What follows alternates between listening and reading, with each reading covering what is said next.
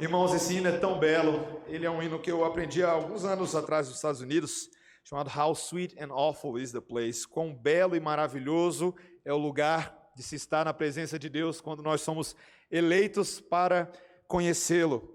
Meus irmãos, nessa noite nós começamos a tão aguardada série em Apocalipse. Confesso para vocês que até eu estou tremendo um pouco. Você pode ir abrindo em Apocalipse capítulo 1, e à medida que você vai abrindo, eu vou contar um pouquinho o histórico dessa série, por que ela é tão aguardada. Em 2017, nós fizemos ali uma minissérie nos capítulos iniciais de Apocalipse, envolvendo ali as 7 igrejas, a carta às 7 igrejas ao Apocalipse. E nós fomos, então, naquela época, até o capítulo 5. Na época, eu ainda como um pastor 3 anos mais novo do que hoje, não me julgava assim tão maduro para seguir uma série. O que eu gostaria de dizer é que eu não me julgava tão macho para pegar numa série em Apocalipse. Mas então o reverendo Quaresma, quando nós decidimos chamá-lo, e eu pensei, bom, quem sabe o Quaresma topa essa pedreira comigo. E o problema foi que ele topou. E cá nós estamos. Nós então vamos fazer o quê, meus irmãos? Nós vamos, como já temos quase 4 anos que nós fizemos aqueles capítulos iniciais, nós vamos fazer tudo de novo. Nós vamos pregar aqueles capítulos iniciais de Apocalipse. O reverendo Quaresma vai estar pregando comigo nessa sequência e seguindo adiante do capítulo 5 até o final e aprendendo a gloriosa mensagem de Deus. Então, nessa noite, eu peço a você que preste bastante atenção na leitura da palavra de Deus que nós temos nestes versículos iniciais de capítulo 1 de Apocalipse. Leia comigo com atenção, ou ouça com atenção. Revelação de Jesus Cristo, que Deus lhe deu para mostrar aos seus servos as coisas que em breve devem acontecer, e que ele, enviando por intermédio do seu anjo, notificou ao seu servo João, o qual atestou a palavra de Deus e o testemunho de Jesus Cristo quanto a tudo o que viu. Bem-aventurados aqueles que leem e aqueles que ouvem as palavras da profecia e guardam as coisas nela escritas, pois o tempo está próximo. João, às 7 igrejas que se encontram na Ásia, graça e paz a vós outros, da parte daquele que é, que era e que há de vir, da parte dos 7 espíritos que se acham diante do seu trono, e da parte de Jesus Cristo, a fiel testemunha, o primogênito dos mortos e o soberano dos reis da terra, aquele que nos ama e pelo seu sangue nos libertou dos nossos pecados e nos constituiu reino, sacerdotes para o seu Deus e Pai. A ele a glória, o domínio pelos séculos dos séculos. Amém. Eis que vem com as nuvens, e todo olho verá, até quantos o traspassaram, e todas as tribos da terra se lamentarão sobre ele. Certamente. Amém. Eu sou o Alfa e Ômega, diz o Senhor Deus, aquele que é, que era e que há de vir, o Todo-Poderoso. Eu, João, irmão vosso e companheiro na tribulação, no reino e na perseverança, em Jesus, achei-me na ilha chamada Patmos, por causa da palavra de Deus e do testemunho de Jesus. Achei-me em espírito, no dia do Senhor, e ouvi por detrás de mim grande voz como de trombeta, dizendo, o que vês escreve em livro e manda às 7 igrejas, Éfeso, Esmirna, Pérgamo, Tiatira, Sardes, Filadélfia e Laodiceia. Voltei-me para ver quem falava comigo, e voltado vi 7 candeeiros de ouro, e no meio dos candeeiros um semelhante a filho de homem, com vestes talares, e cingido à altura do peito com uma cinta de ouro. A sua cabeça e cabelos eram brancos como alva lã, como neve, os olhos como chama de fogo, os pés semelhantes ao bronze polido, como que refinado numa fornalha, a voz como voz de muitas águas. Tinha na mão direita 7 estrelas, e da boca saía uma afiada espada de 2 gumes. O seu rosto brilhava como o sol na sua força. Quando o vi, caí a seus pés como morto. Porém ele pôs sobre mim a mão direita, dizendo, não temas, eu sou o primeiro e o último, e aquele que vive. Estive morto, mas eis que estou vivo pelos séculos dos séculos, e tenho as chaves da morte e do inferno. Escreve, pois, as coisas que viste, e as que são, e as que hão de acontecer depois destas. quanto ao mistério das 7 estrelas que viste na minha mão direita e aos 7 candeeiros de ouro, as 7 estrelas são os anjos das 7 igrejas e os 7 candeeiros são as 7 igrejas. Vamos orar, irmãos. Senhor Deus, a tua palavra é poderosa para promover em nós todo o propósito e desígnio que Deus estabeleceu para glorificar a si mesmo e para nos edificar e transformar. Senhor, abre o nosso entendimento nesta noite. Dá-nos sede verdadeira e genuína pela tua palavra, pelo genuíno leite espiritual, que é capaz, Senhor, de nos transformar à semelhança e em conformidade com o Filho de Deus. Em nome de Jesus. Amém. Irmãos, toda vez que chega fim de ano e as festividades se aproximam, com elas vem o famoso amigo oculto. Não sei se você já brincou de amigo oculto, aquela tradicional brincadeira comum entre colegas de trabalho, colegas de escola, familiares e até entre o pessoal da igreja.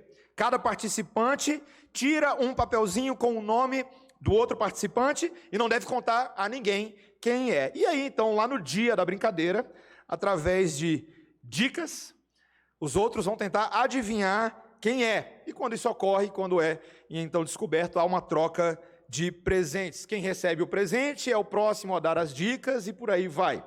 E tem as variantes, não é verdade? Amigolate. O que você vai ganhar no amigolate? Chocolate, certo? Tem gente que usa isso, inclusive, perto do período da Páscoa. Você já participou do amigo da onça?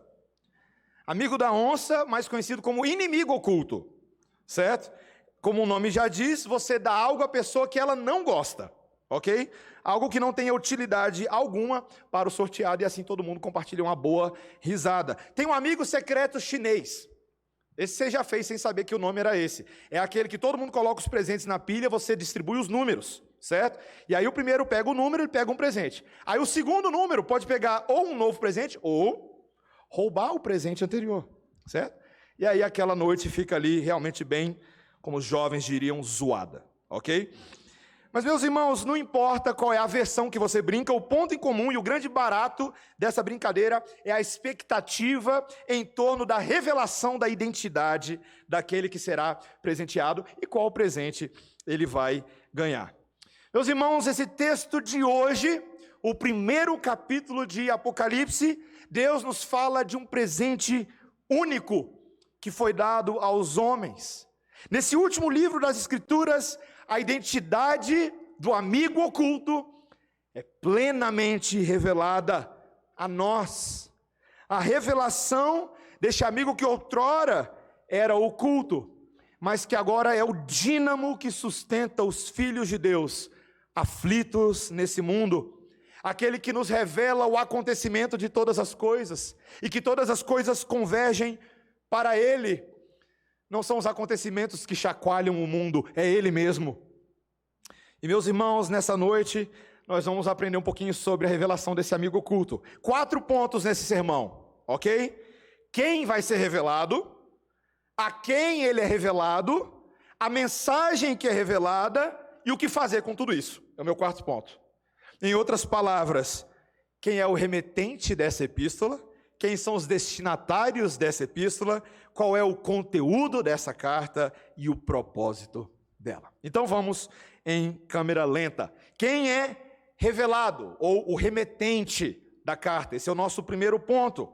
Se você olhar aí o versículo 1, as primeiras palavras vão dizer que este livro é revelação. Olha aí que interessante. Revelação. Você sabe qual que é o grego dessa palavra revelação? Apocalipse. Esse é o grego. Meus irmãos, tantas pessoas quando falam sobre a palavra apocalipse sequer sabem o que ela significa. Tem a ver com revelação. E caracteriza não somente esse livro da Bíblia, mas todo um gênero literário em vários livros da Bíblia. Aquilo que a gente chamaria de literatura apocalíptica, ou gêneros apocalípticos. São todos os livros da Bíblia com essas características semelhantes. Você vai ter porções de Ezequiel, assim. Porções de Daniel, que nós estamos pregando pela manhã. Porções de Zacarias. E no próprio Novo Testamento, o maior de todos os representantes, o próprio livro de Apocalipse. Quem é que está sendo apocalipsizado ou revelado? Quem é? Está logo aí no versículo 1. Quem está dizendo aí? Jesus Cristo. É Ele que está sendo revelado neste livro. E Ele está sendo revelado em meio a todos os eventos que cercam a sua revelação. Esse caminhar da história para a sua consumação, o seu cumprimento cabal. E a identidade desse Jesus Cristo não pode ser diminuída, meus irmãos. Este capítulo quer dar a você detalhadamente de quem nós estamos falando. Olha o versículo 5. No versículo 5 você lê: Jesus Cristo, a fiel testemunha, o primogênito dos mortos e o soberano dos reis da terra. Você percebeu esses 3 elementos sobre a identidade de Jesus? Primeiro, ele é a fiel testemunha. É aquele, meus irmãos, que fielmente testemunha ou dá a conhecer aos homens a verdade e a vontade do Pai. Você jamais vai conseguir entender o livro de Apocalipse se você não perceber que é por meio de Jesus que nós podemos interpretar e conhecer essas coisas. Ele também é chamado de primogênito dos mortos. O que isso quer dizer, meus irmãos? Eu lembro que essa frase me fascinava na época que eu estava no seminário. O que significa dizer que Jesus é o primogênito dos mortos? Veja, nós sabemos que aqui, a essa altura do campeonato, no Novo Testamento, várias pessoas já tinham sido ressuscitadas dos mortos. Jesus nem foi o primeiro nesse sentido. Teve lá o filho da viúva de Naim, teve alguns outros que foram ressuscitados. Então o que essa frase quer dizer, que Jesus é o primogênito dos mortos? Meus irmãos, todas aquelas pessoas que ressuscitaram por poder de Deus, ressuscitaram nos seus próprios corpos anteriores.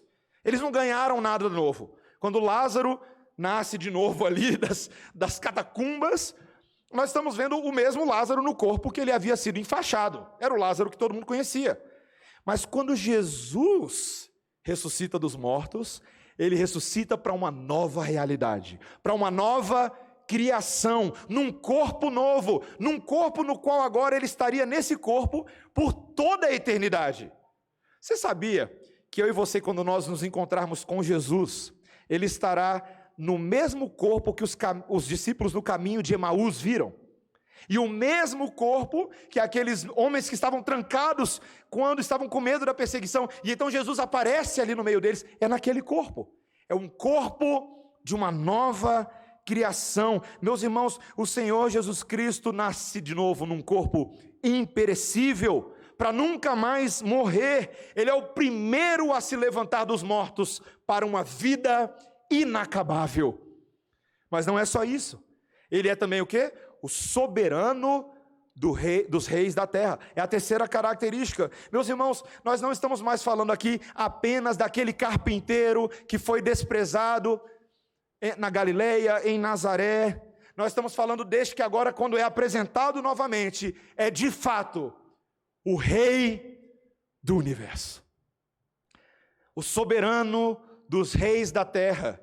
Aqueles que todos os reis, em todos os lugares, em todos os tempos, precisarão se ajoelhar e colocar suas coroas e declarar: este sim é Deus e Rei sobre nós. Meus irmãos, em Jesus está o centro de todas as coisas. E é assim que você começa a estudar o livro de Apocalipse. Não é tão fácil você e eu querermos transformar o livro de Apocalipse numa espécie de código da Vinci. Eu já falei isso antes, né? O pessoal fica ali de numerologia cabalística, tentando entender a marca da besta, se é o chip do Bill Gates. E por aí vai. Vai ter muita coisa divertida, de fato, no livro de Apocalipse. Mas você já parou para pensar o problema de você tentar ler um livro? Vamos supor que você está tentando ler um livro.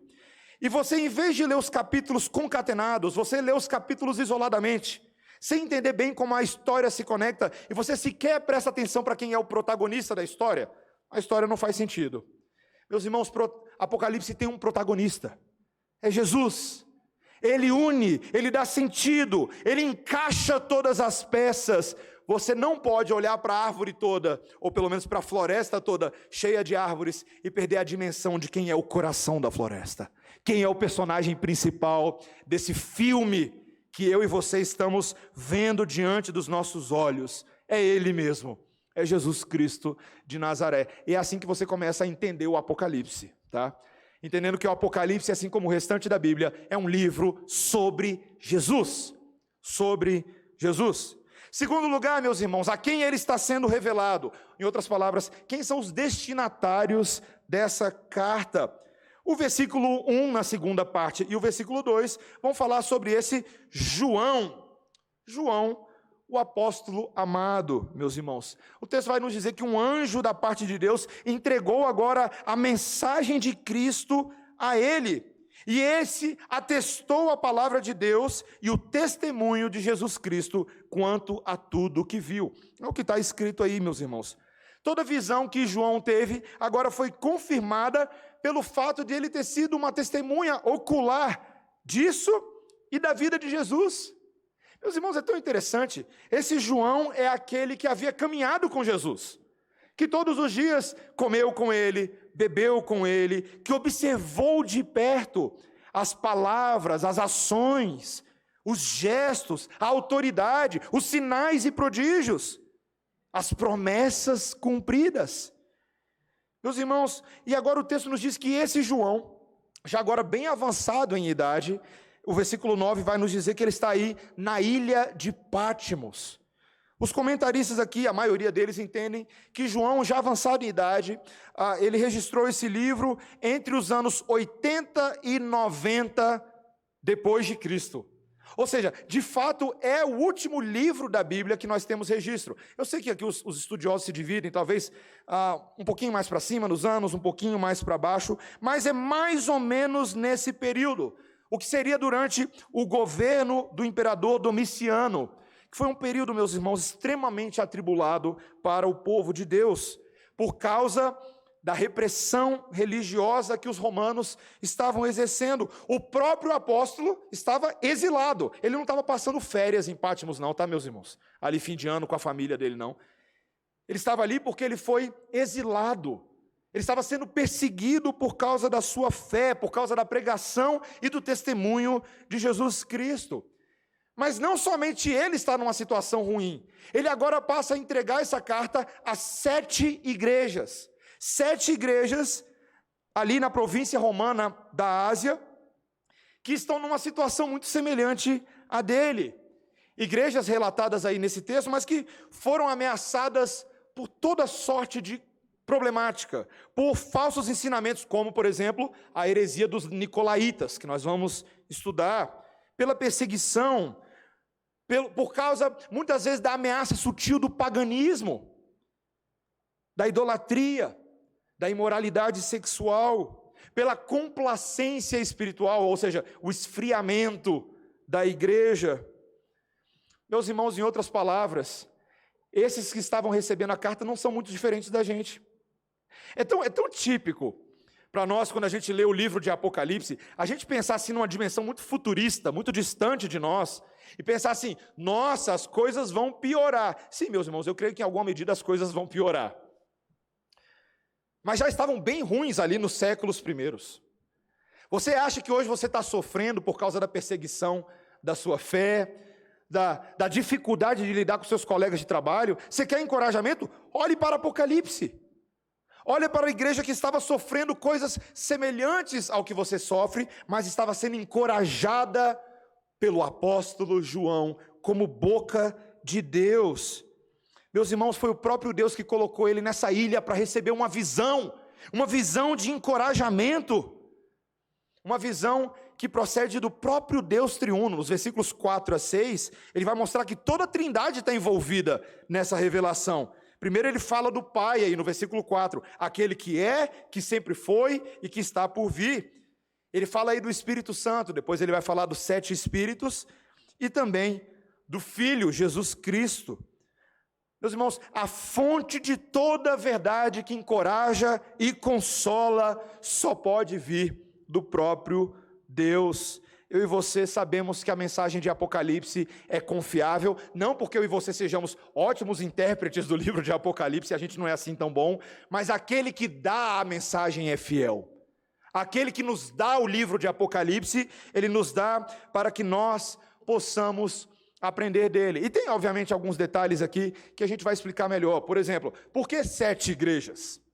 Bem, a gente vai ver no livro de Apocalipse que o número 7 é bem significativo. É um livro que simboliza a perfeição. Ou seja, ao escolher 7 igrejas para dar essa mensagem, Deus, de uma certa forma, está representando nelas todas as pessoas que precisam ouvir essa mensagem em todos os tempos, em todos os lugares. A Igreja Presbiteriana Redenção, a Igreja Presbiteriana Semear, a Igreja Batista Coinonia, a Igreja Assembleia de Deus de Taguatinga. Todas as igrejas, em todos os lugares, nós precisamos receber esta mensagem. Meus irmãos, que hora boa para receber essa mensagem. Alguém essa semana virou para mim e falou assim: pastor, você realmente acha que foi sabedoria pastoral pregar em Apocalipse no ano em que nós estamos vivendo? Pastor, eu não sei. Ela estava questionando ali meu julgamento quanto a isso. Meus irmãos, nós cremos num Deus que conforta e instrui a igreja sempre nos maiores momentos de necessidade. Aproximadamente 503 anos atrás, uma expressão em latim se tornou muitíssimo famosa e chegou a ser cunhada nas moedas que circulavam em Genebra, na Suíça. E a expressão era assim: post tenebra lux. Em outras palavras, após as trevas, luz. E essa frase, meus irmãos, que foi Calvino que mandou cunhar nas moedas de Genebra, ela representava uma esperança que estava surgindo no coração de vários homens e mulheres naquele momento da história. O próprio Calvino, quando ele mandou cunhar essa expressão, ele estava naquela semana particularmente empolgado com algo que ele havia lido em Jó capítulo 17, versículo 12. Quando lá Jó viu a esperança de um Deus que faz clarear as coisas como um sol, depois que se segue, depois que da escuridão, depois da tempestade. Naquele momento da história, meus irmãos, um pouquinho antes, um homem chamado Martinho Lutero havia colocado 95 teses na porta do castelo de Wittenberg, no dia 31 de outubro de 1517. E quando ele fez isso, meus irmãos, eu estava lendo um biógrafo da vida de Lutero, ele disse que Deus estava usando aquele momento para trazer como se fosse uma gotinha de água escorrendo pela pedra no meio de um deserto espiritual que representou toda a Idade Média. O afastamento da palavra de Deus, o afastamento da verdade que muda vidas. Mas Deus não estava morto, meus irmãos.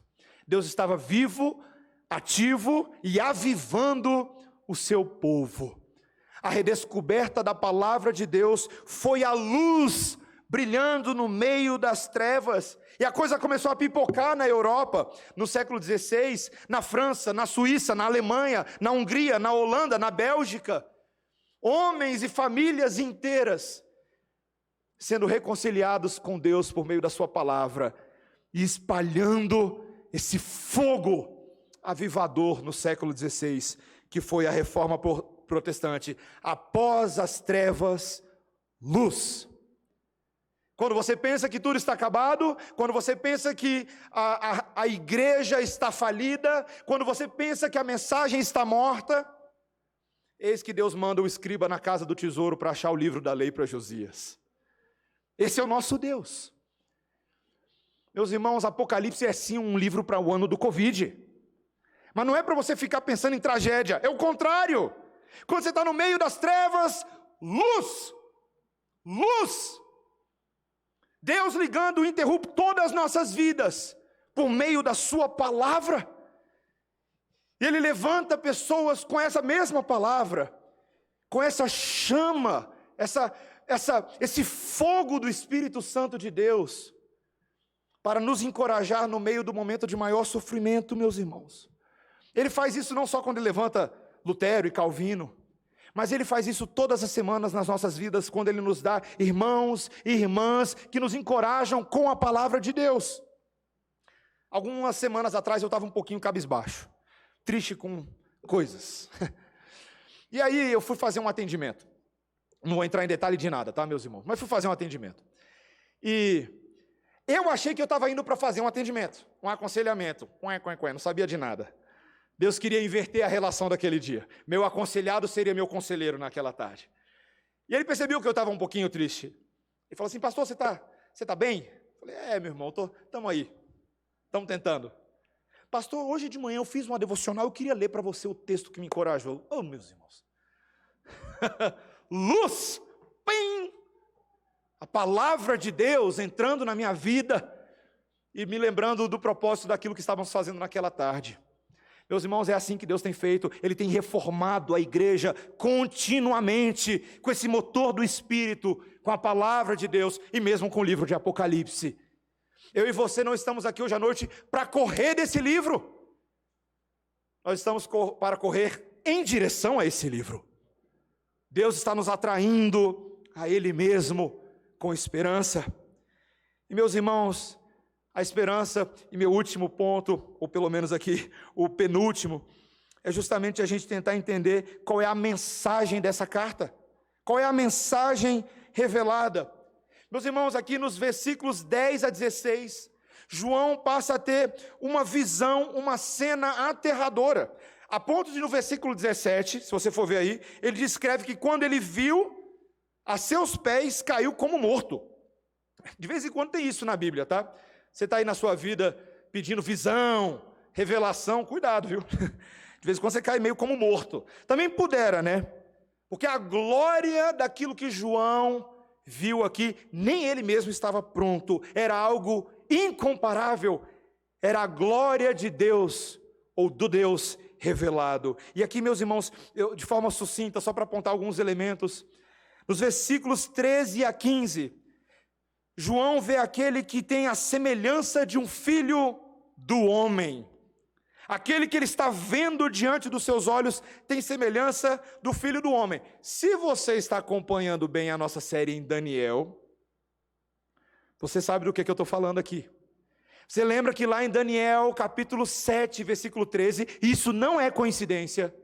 Daniel teve uma visão maravilhosa, em que o ancião de dias se encontra e dá autoridade a esse que é o Filho do Homem. E tadã, nós estamos aqui diante dele. Jesus, descrito aí agora, novamente, não mais como um carpinteiro, mas como um juiz e governante, como um sábio com vestes majestosas. Você consegue ver aí o versículo 13, veja, ele diz: vestindo uma roupa que chegava até os pés, e com uma faixa de ouro em volta do peito, os seus cabelos eram brancos como a lã ou como a neve, e os seus olhos eram brilhantes como o fogo. Eu sei que você pensou na música, não foi? Você acha que eu não sei dos seus cabelos? Mas, meus irmãos, a grandeza disso aqui chama atenção, chama muita atenção. Cabelos branquíssimos, olhos como de fogo consumidor, uma cinta de ouro como um vitorioso, que acabou de ser condecorado. Mas ele não está apenas sobre a igreja, ele se encontra ali sobre todo o universo. No versículo 12 vai dizer que ele está no meio de 7 candeeiros de ouro, que lá no final do texto vai nos dizer que simbolizam as igrejas na sua função de trazer luz, de trazer testemunho ao mundo. Ou seja, este está no meio das igrejas, o pastor andando no meio das igrejas. Eu não sou desses pastores que andam aí no meio da igreja, né, que sai aqui do púlpito andando, mas tem de vez em quando, não tem? Agora imagina nessa cena, Jesus no meio do seu povo, habitando como um tabernáculo vivo, não mais como aquelas cenas do Antigo Testamento, em que as pessoas tinham que ir até o tabernáculo, as pessoas tinham que ir até o templo. Não, o tabernáculo veio a nós, o templo veio a nós, o sacrifício veio a nós. Meus irmãos, ele é o próprio candeeiro central, que partilha a sua chama com os outros candeeiros. Que lindo! E no versículo 15, nós lemos que a sua voz é como de muitas águas. Em algumas traduções você vai pegar aí como se a voz dele fosse como de uma cachoeira. Você consegue imaginar o outrora carpinteiro falando como uma cachoeira?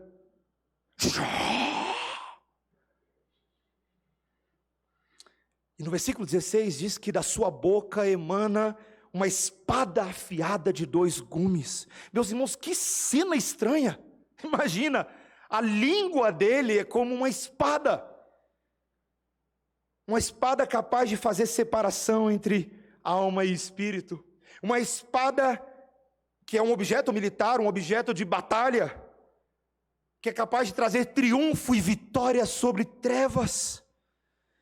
Meus irmãos, que cena aterradora. Eu também cairia no chão se eu visse um negócio desse. Eu tenho certeza que você também cairia. Mas não é uma cena só para a gente aterrorizar. No versículo 17, 18, quando João estava ali estatelado e caído, e ele diz, versículo 17, segunda parte, porém ele pôs sobre mim a mão direita, dizendo, não temas. Não temas. E olha o que ele diz, meus irmãos. Eu sou o primeiro e o último e aquele que vive. Estive morto, mas eis que estou vivo pelos séculos dos séculos e tenho as chaves da morte e do inferno. Meus irmãos, pensa bem. João está diante daquele mesmo Jesus que ele conhecia, mas esse Jesus está agora aparecendo de uma forma completamente diferente, grandiosa, majestosa, intimidadora, e João sequer consegue ver direito aquilo, mas então o toque vem, a mão sobre os ombros, a mesma mão que ele já conhecia. Não temas, não temas. Eu fico tentando imaginar, meus irmãos, a tentativa de familiaridade de João de identificar. Peraí, é o mesmo que eu conheço? É, não temas. Eu sou o primeiro e o último, e aquele que vive. Ele lembra da eternidade do Filho de Deus. Antes que Abraão fosse, ele era. E João lembrava dessas palavras. Aquele que esteve morto, mas ressuscitou, a vitória sobre a morte e sobre o poder das trevas. Meus irmãos, como pode ser tão grande e tão próximo a nós? Olha o versículo 5, segunda parte. Aquele que nos ama e pelo seu sangue nos libertou dos nossos pecados e nos constituiu reino, sacerdotes para o seu Deus e Pai. A ele a glória e o domínio pelos séculos dos séculos. Amém. Aquela mesma linguagem do Antigo Testamento que Moisés havia recebido de Deus, quando Deus disse que o seu povo de Israel era um povo de sacerdotes, um povo de pessoas consagradas a Deus. E agora Jesus nos lembra que nós somos esse povo. Nós, amados de Deus, somos uma nação sacerdotal. Meus irmãos, eu sou meio bobo para alguns programas que fazem a gente chorar igual bobo. Eu gosto daqueles programas assim que a pessoa está vivendo a vidinha dele normal, mas o apresentador e o pessoal lá da audiência decidiu escolher aquela família para fazer uma surpresa para eles. Eu adoro esses, eu choro toda vez. Pode ser montagem, pode ser verdade, fake, eu choro do mesmo jeito. E um desses famosos aí foi uma daquelas... Uma história interessante, a família, ou pelo menos a mãe da família, ela cresceu assistindo um certo programa de televisão, e o sonho dela, de vida, era trabalhar no programa. Ela queria fazer parte da equipe.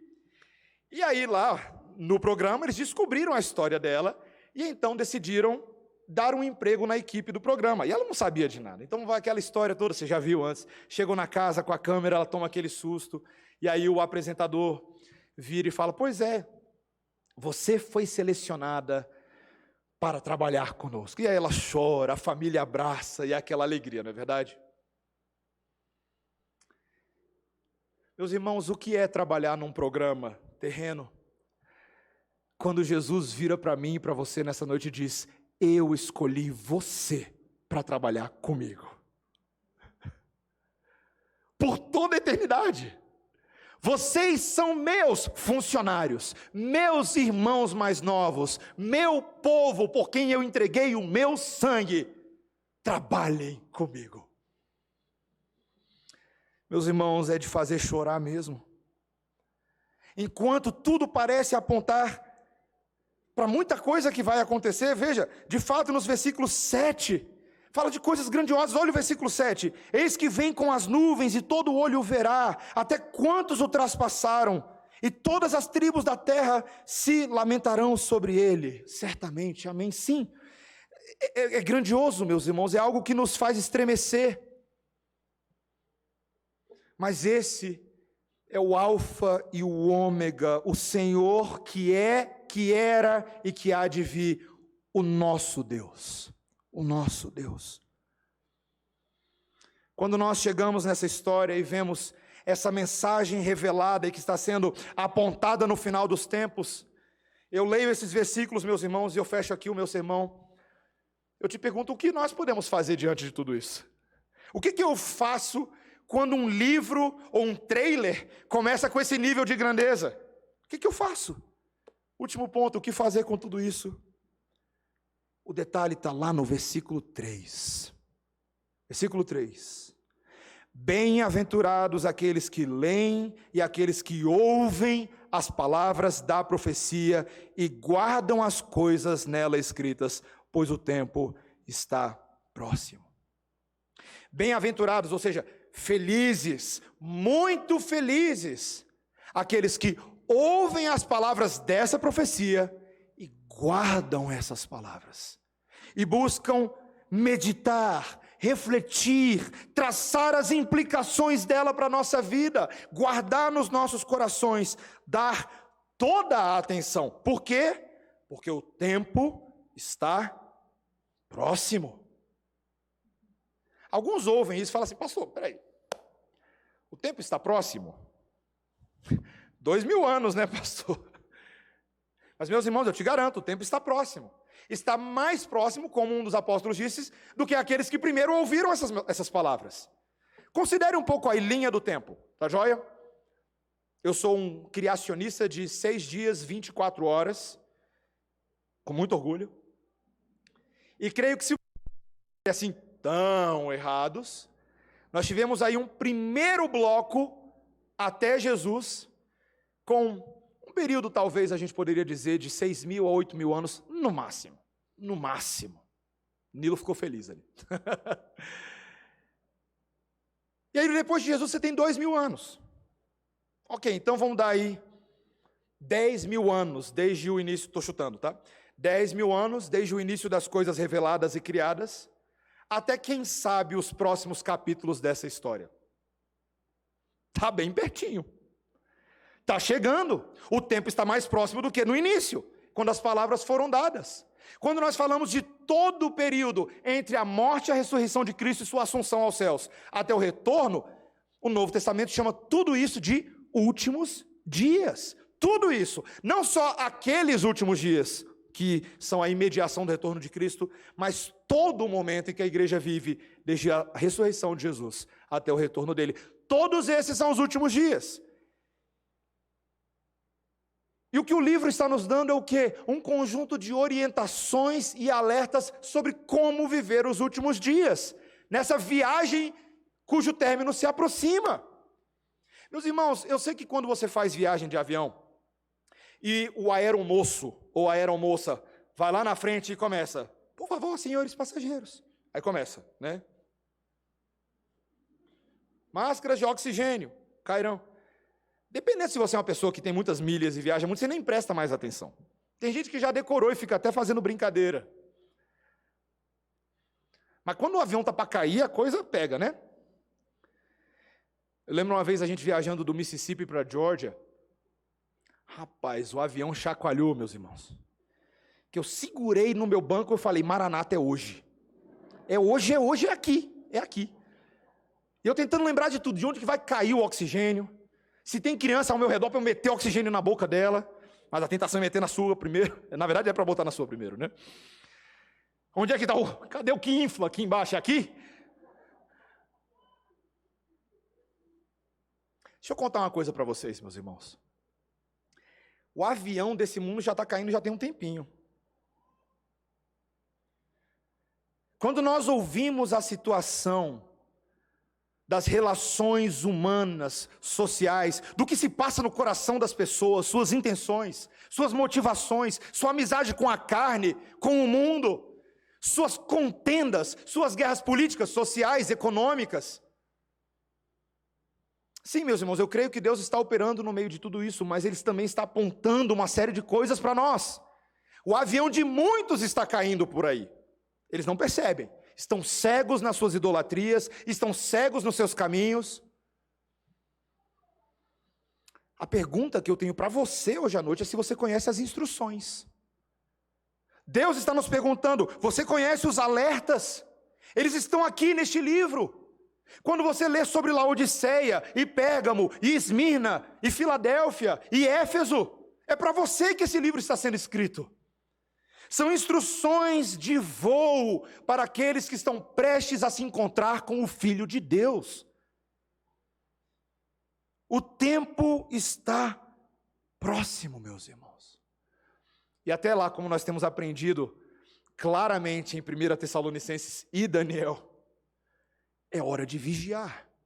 É hora de colocar a armadura daqueles que estão acordados de dia e não como aqueles que estão com o pijama da noite, e atentar para uma vida de santidade, para uma vida de amor, para uma vida de virtude e para um engajamento com este mundo que leve à transformação desse mundo ao nosso redor.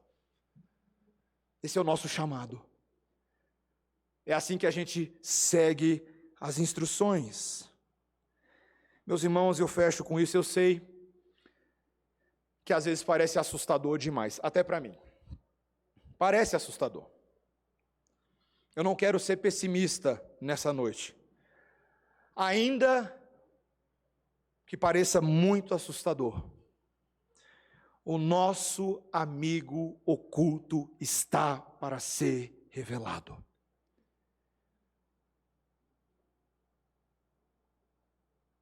As dicas a respeito de quem ele é são claríssimas. As Escrituras não deixam a gente ficar enganado. E meus irmãos, o que é mais maravilhoso é que ele, ainda que seja um amigo oculto, não é somente ele que vai ser presenteado, somos nós que somos presenteados com a revelação dele. A maior alegria deste amigo oculto não é descobrir o que ele vai nos dar. Tudo bem, meus irmãos, o céu vai ser lindo e maravilhoso. Mas a maior alegria é saber que nós poderemos estar com ele todos os dias, pelo resto dos nossos dias. Ele é o presente, ele é o Natal fora de época, ele é a alegria dos santos remidos e lavados no sangue do Cordeiro. E ele tem preparado para nós uma herança, uma porção de descanso, um Shabá, que traz alegria eterna para todos os que confiam na sua revelação. Tem uma música, e eu fecho com isso, uma banda que eu gosto muito, chamada King's Kaleidoscope. O Caleidoscópio do Rei. E o nome da música é After Darkness Light, após trevas, luz. Ela diz assim: luz após a escuridão, ganho após a perda, resistência após a fraqueza, coroa depois da cruz, doce após o amargo, esperança depois dos medos, casa depois de vagar, louvor após as lágrimas, feixes após a semeadura, o sol depois da chuva, visão depois de mistério, a paz depois da dor, alegria depois da tristeza, calma após a explosão, descanso após cansaço, doce descanso, enfim. E o refrão diz: me dê a esperança para o amanhã, me dê a força para o hoje, tu és a promessa de paz, no meu caminho, rumo à verdadeira fé. Para mim é Apocalipse purinho isso aqui. Eu espero que seja para você também, meu irmão, minha irmã. Cristo depois de nada. Vamos orar. Bondoso e maravilhoso Deus, Senhor, nós estamos sendo aproximados nessa noite, mais uma vez, após estarmos distantes. Estamos conhecendo o Teu brilho após melancolia. Estamos conhecendo, Senhor, o Teu amor depois da solidão, a vida após a tumba. Senhor, depois de toda a agonia que não somente este ano, mas o ano passado e tantos anos de peregrinação nos tem dado, nós estamos conhecendo êxtase e felicidade, glória que nos espera depois do abismo. Nada nesse mundo, Senhor, pode se comparar à tua revelação, a revelação de Jesus Cristo. Senhor, nesta viagem difícil e turbulenta na qual nós nos encontramos, dá-nos esperança viva, paz real e poder para obedecer. Queremos te servir, Senhor, não como quem vive intimidado pelos medos e circunstâncias do tempo presente, mas como quem quase anda sobre as águas ao ver o Mestre. Ajuda-nos a crer e obedecer, em nome de Jesus. Amém.